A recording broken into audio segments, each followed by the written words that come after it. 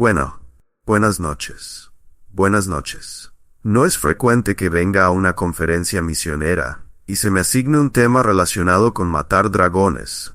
Cuando estoy emocionado de tratar este tema y estos problemas, estos dragones que enfrentamos, estos errores que enfrentamos, y lo que quiero hacer es centrarme en un pasaje de las Escrituras que realmente reúne todo esto en un solo lugar.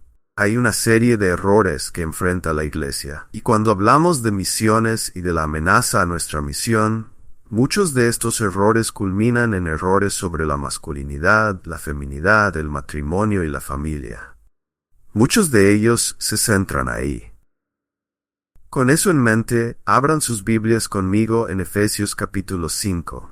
Queremos mirar algunos pasajes familiares de las Escrituras, pero mirarlos tal vez desde una perspectiva diferente. Mirarlos desde la perspectiva de los errores y ataques que se centran aquí y las respuestas que tenemos para esos errores y ataques aquí. Además, creo que es muy importante que veamos esto en términos de misiones, porque a menudo, cuando hablamos de misión, hablamos del establecimiento de la Iglesia del Señor. Cuando hablamos de avanzar con la Iglesia del Señor, especialmente cuando hablamos de abrir nuevos caminos con la Iglesia del Señor, una de las cosas que a menudo olvidamos tener en cuenta es que cuando el Evangelio irrumpe en las culturas, no solo estamos tratando con personas que llegan a la fe en Cristo y tal vez abandonan, ya saben, otras religiones y encuentran el cristianismo, sino que inevitablemente hablamos de lidiar con estructuras familiares en medio de culturas paganas rotas y pecaminosas que encuentran esto tan ajeno como el Evangelio. Así que esto es un terreno importante que cubrir. A medida que avanzamos, veremos estos lugares donde se encuentran las guerras y los errores. Comenzaremos en el versículo 22. Esposas, sométanse a sus propios esposos. Ahí nos detenemos. Nos detenemos ahí mismo. Ya estamos en guerra. Ya estamos en guerra con nuestra cultura, ¿verdad? Ni siquiera terminé el versículo completo, y ya estamos en guerra con nuestra cultura. Esposas, sométanse a sus propios esposos. Permítanme señalar esto, ¿de acuerdo? Permítanme dejar claro mi punto aquí. Número 1. Este versículo obviamente cuando lo leemos pensamos el feminismo, ¿verdad? Y en la guerra del feminismo con el Evangelio, la guerra del feminismo con el matrimonio. Genial. Pero también consideramos el hecho de que en la cultura neomarxista moderna, donde todo se ve a través del lente de las relaciones de poder y este paradigma de opresores y oprimidos, el matrimonio es parte de este paradigma opresivo. Es esencialmente la opresión de las mujeres, si se quiere. Entonces tenemos este problema del feminismo, tenemos este problema del marxismo, pero luego también tenemos este problema del matrimonio entre personas del mismo sexo aquí mismo. Porque tenemos esposas, sométanse a sus propios esposos. Esposas y esposos. Un matrimonio está formado por esposas y esposos. Un matrimonio está formado por una esposa y un esposo. ¿Están entendiendo lo que estoy diciendo? Aquí hay otro campo de batalla. Un esposo solo es esposo si el esposo tiene una esposa. Y una esposa solo es esposa si la esposa tiene un esposo. Así que una esposa no puede tener una esposa. Y un esposo, miren esto, no puede tener un esposo. Y esas son palabras de lucha hoy en día. Absolutamente lo son. Así que ni siquiera hemos terminado el primer versículo. Y vemos aquí que estamos en guerra. Pero nos atrevemos a olvidar que también estamos lidiando con la idea de esposas como mujeres y esposos como hombres, lo que significa que realmente creemos que hay algo ontológicamente único sobre la masculinidad y la feminidad, y que Dios, que los creó, los hizo hombre y mujer a su imagen. De nuevo, otro campo de batalla, ¿de acuerdo? Antes de salir del primer versículo, esposas, sométanse a sus propios esposos como al Señor. Ahí está el campo de batalla definitivo. Porque el esposo es cabeza de la esposa, así como Cristo es cabeza de la Iglesia, su cuerpo, y Él mismo es su Salvador. Así como la Iglesia se somete a Cristo, también las esposas deben someterse en todo a sus propios esposos. Esposos, amen a sus esposas, así como Cristo amó a la iglesia y se entregó por ella para santificarla, habiéndola purificado mediante el lavado de agua con la palabra, para presentársela a sí mismo como una iglesia gloriosa, sin mancha ni arruga ni ninguna cosa semejante, sino santa y sin defecto. Bueno, ahora estamos entrando en otra área de conflicto, y esta área de conflicto es la idea de que las personas necesitan ser santificadas.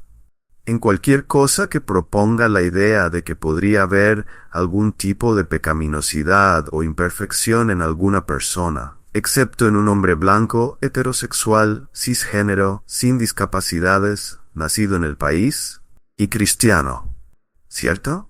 Que podría haber una necesidad de salvación, santificación, corrección, un movimiento de la injusticia hacia la justicia.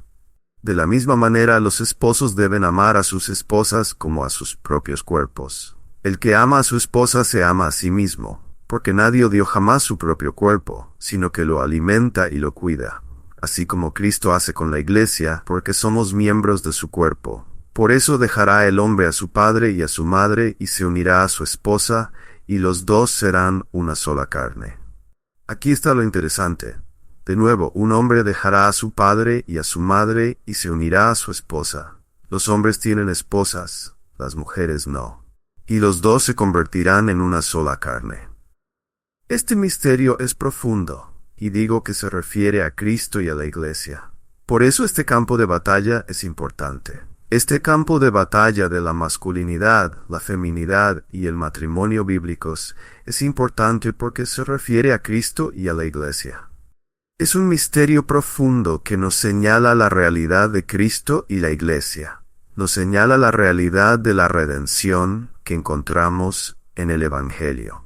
Así que no podemos abandonar este terreno. Sin embargo, que cada uno de ustedes ame a su esposa como a sí mismo, y que la esposa respete a su esposo.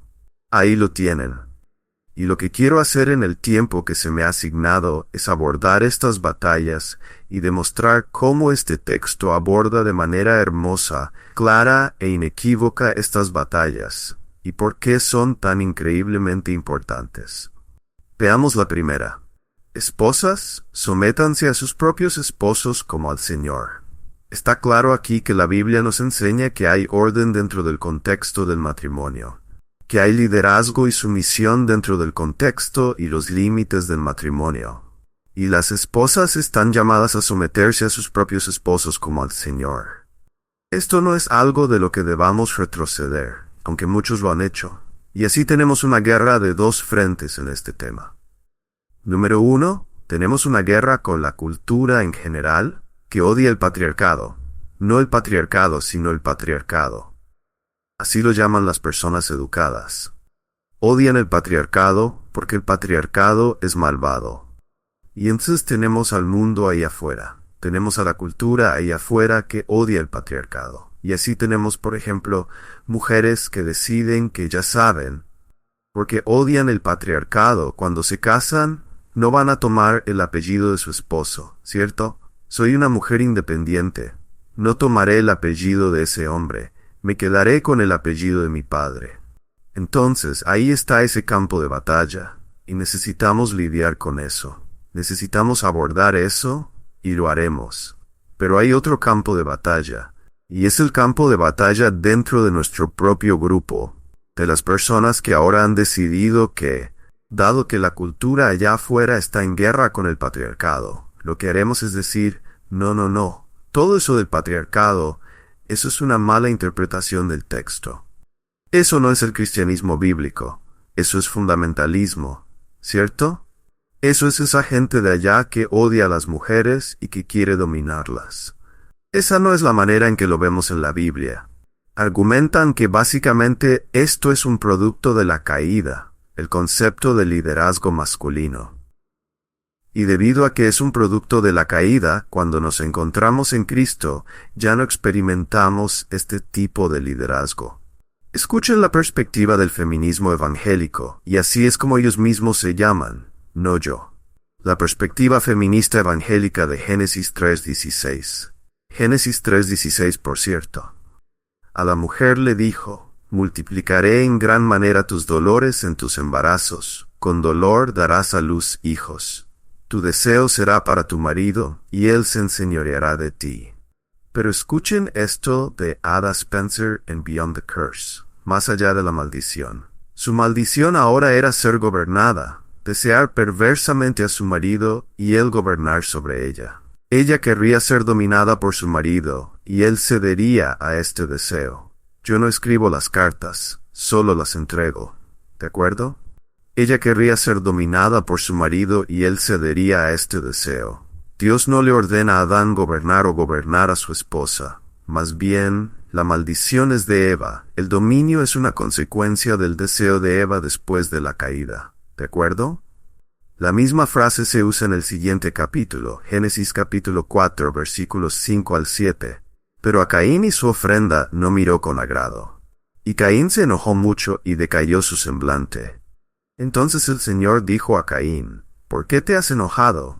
¿Y por qué ha decaído tu semblante? Si haces lo bueno, no serás enaltecido. Pero si no haces lo bueno, el pecado está a la puerta, con deseos hacia ti, pero tú debes dominarlo. Según Ada Spencer, lo que está sucediendo es que el pecado desea ser dominado por Caín, y Caín tiene que ceder al pecado. El consejo sobre igualdad bíblica. Suena como algo bueno, ¿verdad? Escuchen su declaración aquí. Punto número 1. Las Escrituras son nuestra guía autoritaria para la fe, la vida y la práctica. Amén. Aleluya, alabado sea el Señor, y quiero dar mi amén aquí porque todo va cuesta abajo desde aquí. 2. El patriarcado, y luego entre paréntesis, dominación masculina. Cierto, tienen que redefinir el patriarcado, ¿verdad? Patriarcado significa liderazgo masculino en la familia. Patriarcado. Culturas patriarcales, ¿verdad? Se define el linaje de las personas a través de esa línea masculina, ese liderazgo masculino, eso es patriarcado. Ellos dicen, el patriarcado, la dominación masculina, entre paréntesis, no es un ideal bíblico sino un resultado del pecado. El patriarcado no es un ideal bíblico sino un resultado del pecado. Y nuevamente están definiendo el patriarcado como dominación masculina. El patriarcado es un abuso de poder, que quita a las mujeres lo que Dios les ha dado, su dignidad y libertad, su liderazgo e incluso sus vidas. ¿Qué les parece? Escuchen esto de las Naciones Unidas. La familia es una institución que históricamente ha sido un bastión del patriarcado y que encarna el poder social y la dominación de los hombres sobre las mujeres. El patriarcado, en su definición más amplia, significa la manifestación e institucionalización de la dominación masculina sobre las mujeres y los niños en la familia, y la extensión de la dominación masculina sobre las mujeres en la sociedad en general. Así es como están definiendo el patriarcado. Y los feministas evangélicos están en la misma línea que las Naciones Unidas y las instituciones liberales y todos los demás, redefiniendo esta idea de patriarcado, redefiniendo esta idea del liderazgo masculino como algo pecaminoso. Y su argumento es que el liderazgo masculino es algo que surge como resultado de la caída. Y ahora que estamos en Cristo, esa maldición ha sido revertida. Ese es el argumento, ¿cierto?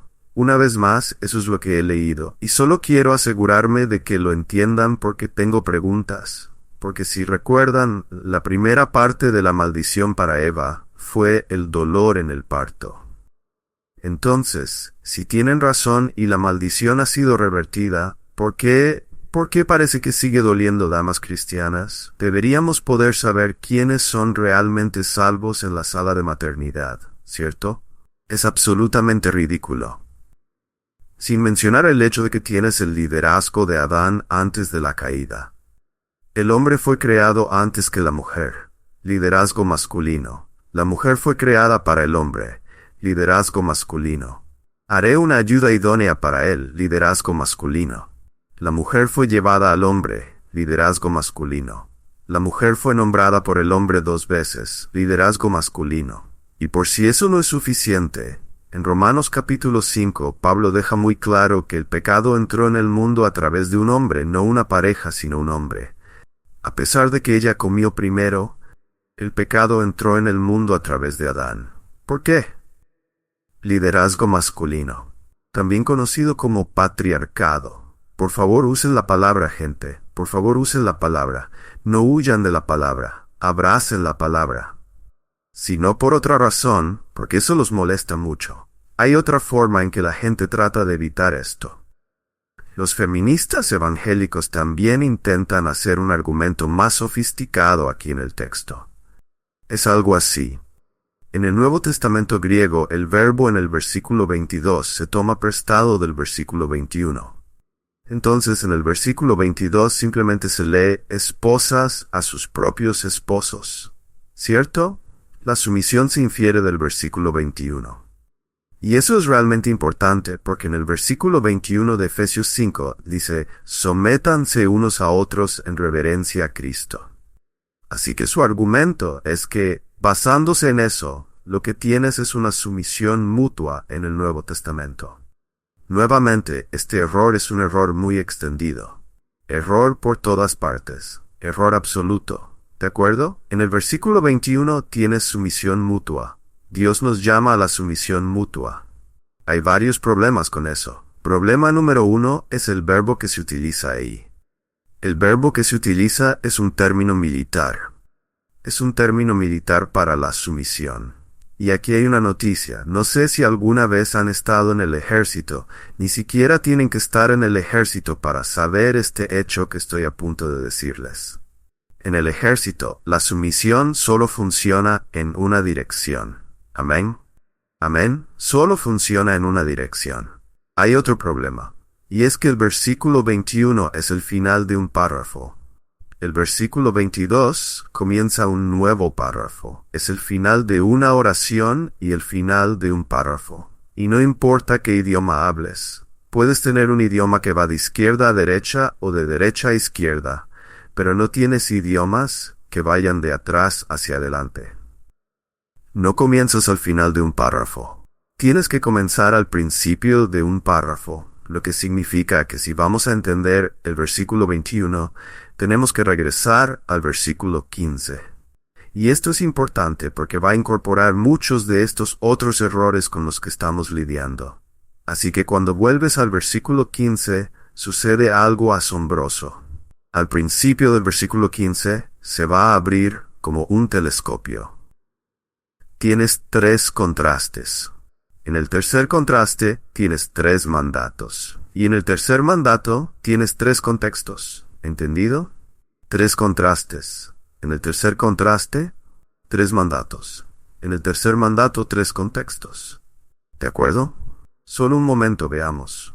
Pero es realmente importante porque se va a abrir aún más de estos errores con los que estamos lidiando. Versículo 15. Mirad pues con diligencia cómo andéis, no como necios, sino como sabios, aprovechando bien el tiempo, porque los días son malos. Ese es un contraste.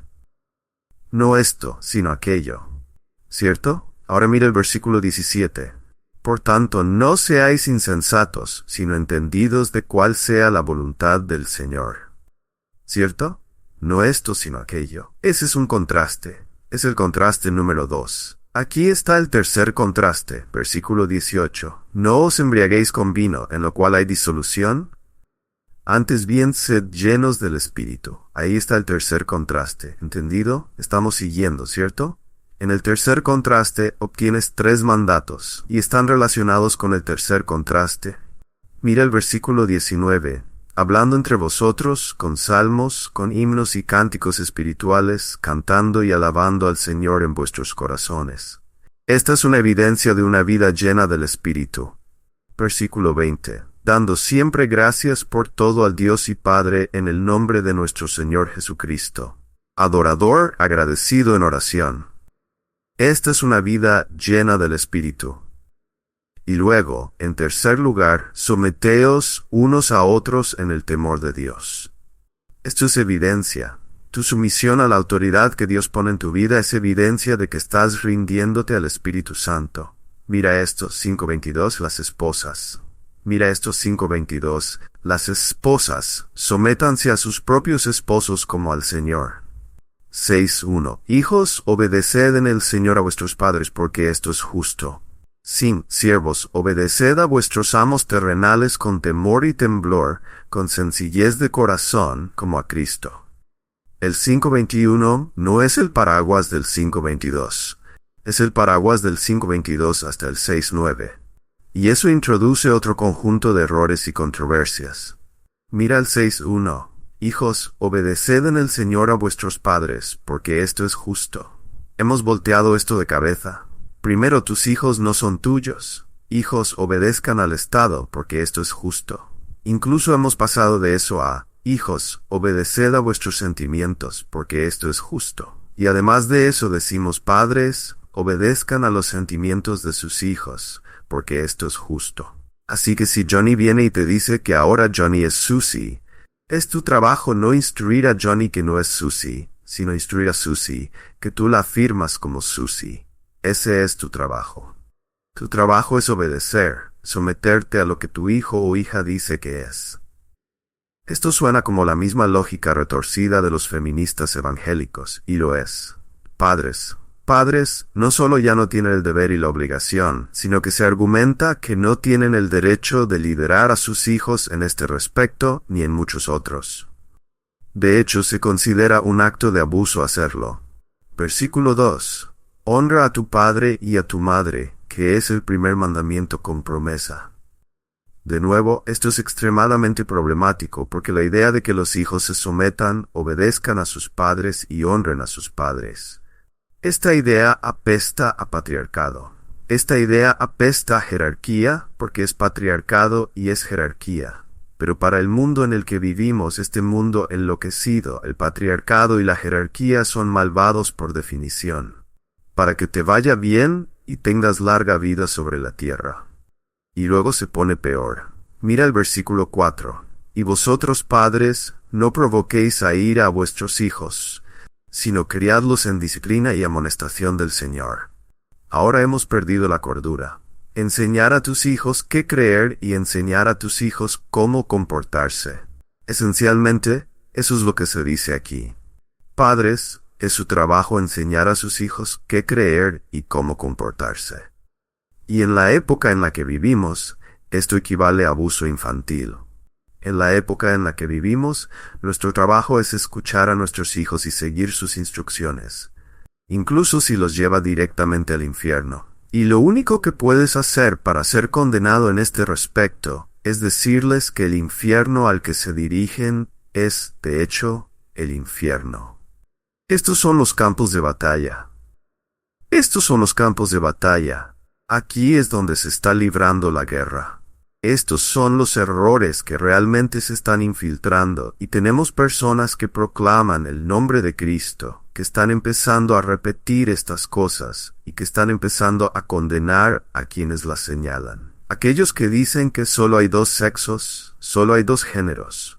Aquellos que dicen que el matrimonio es entre un hombre y una mujer.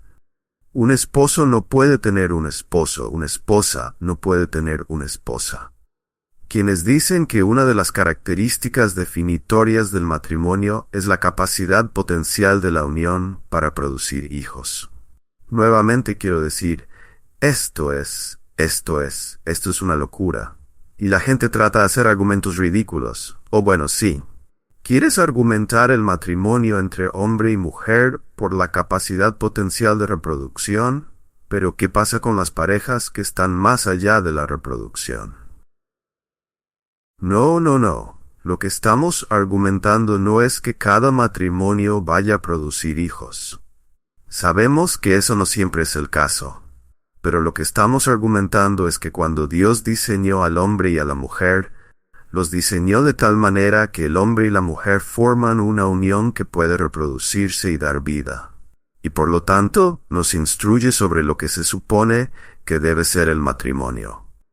Esas dos partes que se unen, y sabemos la corrección de esas dos partes uniéndose, porque cuando se unen, por definición, son la única unión que puede producir vida. Eso es lo que estamos argumentando. Y nuevamente es una zona de guerra. Mis hijos son mis hijos. Es una zona de guerra. Mis hijos no son tutelados por el Estado. Es una zona de guerra. Mi trabajo es instruir a mis hijos, no recibir instrucciones de ellos. Es una zona de guerra. Si Johnny me dice que es Susie, voy a decirle no, en realidad no lo eres. Eres Johnny. Escuchen.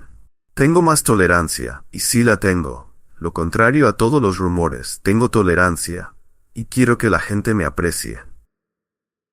Entiendo eso también. No soy un sociópata. Quiero que la gente me aprecie. Si no lo hacen, está bien, pero quiero que lo hagan.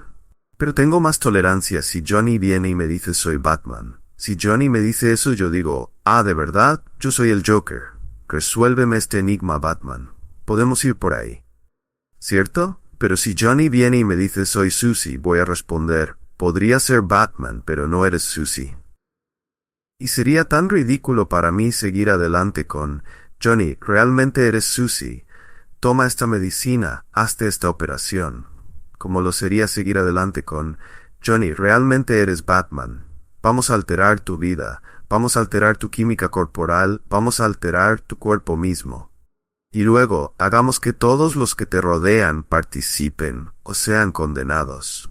Estos son solo algunos de los errores que estamos enfrentando, pero son críticos. Y quiero que noten que todos se centran en el mismo lugar. Esta institución ordenada por Dios, que nos ha sido dada no solo para la perpetuación de la raza, sino también como una imagen viva, activa, que honra a Dios y exalta a Cristo de la relación entre nuestro Señor Jesucristo y la novia por la que entregó su vida. La novia por la que vivió una vida perfecta y sin pecado en su lugar y en su favor. La novia a quien imputó su justicia. La novia cuya pecaminosidad tomó sobre sí mismo, cuya pena llevó sobre sí mismo en la cruz. Y murió, fue crucificado y sepultado y resucitado al tercer día para vindicarla. Esa es la imagen que nuestra cultura está blasfemando y nos llama a blasfemar junto con ellos. Y algunos cristianos han decidido que cumplirán con ello. Es un paso demasiado lejos. Tenemos una verdad hermosa y gloriosa. Proclamémosla fielmente. Vivámosla fielmente. Defendámosla fielmente por el bien de nuestro Salvador y por el bien de las generaciones venideras. Oremos. Padre, te agradecemos y te alabamos por tu bondad, tu amabilidad y tu misericordia hacia nosotros. Reconocemos que estamos en medio de una batalla intensa, pero esta batalla esencialmente no es nuestra. El mundo no está en guerra con nosotros, está en guerra contigo, y es solo porque somos tuyos que luchan contra nosotros. Concédenos por tu gracia que podamos ser fieles. Concédenos por tu gracia que podamos ser valientes y audaces. Concédenos por tu gracia que podamos ser una imagen gloriosa, hermosa y atractiva, incluso en medio de nuestra gran oposición. Oramos estas cosas y pedimos estas cosas en el nombre de Cristo y por su causa. Amén.